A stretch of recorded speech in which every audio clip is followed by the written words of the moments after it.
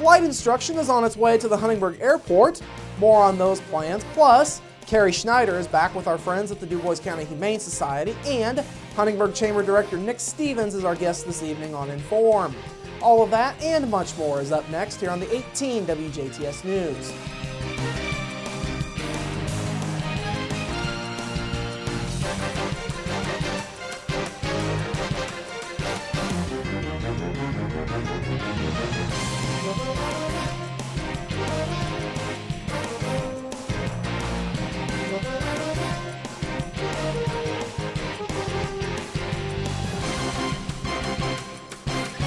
Hello, I'm Bradford Raths. We begin tonight with a warning from Ferdinand town officials about a potential scam involving Verizon Wireless customers. Town manager Chris James and Ferdinand police say they have received several complaints in regards to the scam over the last few days. They say the scam involves calls to some Verizon customers that won't register a number. The calls can come from Skype, and when someone answers the call, there is either an automated answer or nobody there at all. Officials once again warn residents to check the phone number before answering any calls that they may get. If the number is not one that you recognize or doesn't appear to be a real cell phone number, don't answer it. Verizon Wireless says scammers are not able to access your personal information, but they are able to charge your account with unspecified amounts. Folks who may have unknowingly answered a call can contact their service provider to get a potential bill adjustment. Flight instruction will soon be provided through the Huntingburg Airport. Last night, the Dubois County Airport Authority approved the renting of a plane for instruction, along with bringing in certified flight instructors to work at the airport. Potential conflicts with courses offered by Dubois County Flight Services were ironed out prior to last night's meeting. Under the plan, students would be able to choose from a group of certified flight instructors who are working with the airport. The students then could rent the plane from the airport for instruction, and the airport would pay the flight instructors. Now, ground school is already underway through the Vincennes University Jasper campus. The board heard last night that 15 students in all are enrolled in the class, and 7 or 8 of those have already expressed their interest in flying. Several flight instructors were in attendance last night. Santa Claus resident Reed Teaford was among them. Teaford is working with the VUJC class and is a corporate pilot for Louisville, Kentucky-based Humana Insurance. He says having the plane available is a key step for the students. Once you get a person up in the air, usually you can tell that they get bit by the bug and will want to come back for more. Occasionally you'll find one or two that they figure out that it's not for them, and that's fine. That's, you know, it's not for everyone. But most people, when they get up in the air, they are ready to get back up there again.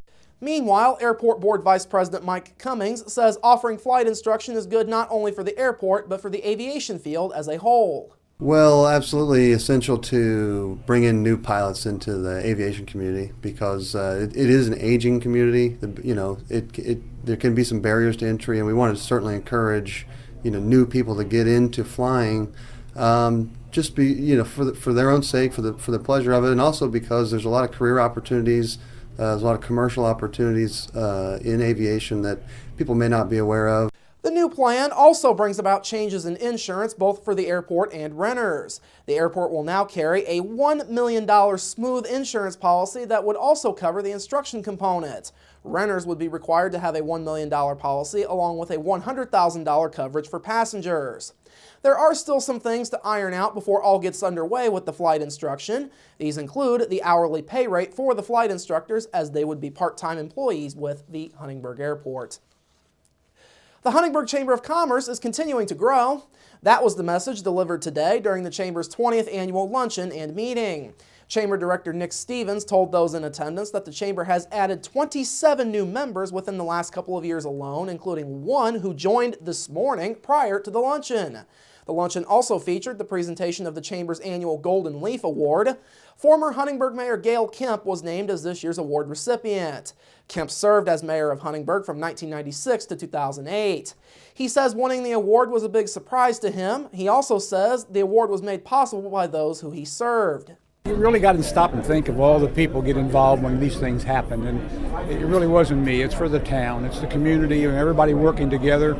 I was fortunate to be a part of this community and to serve as mayor for 12 years. We got some things done because everybody worked together and got it done. So, it's kind of touching. I really appreciate that. Today's keynote speaker was veteran motorsports broadcaster Paul Page.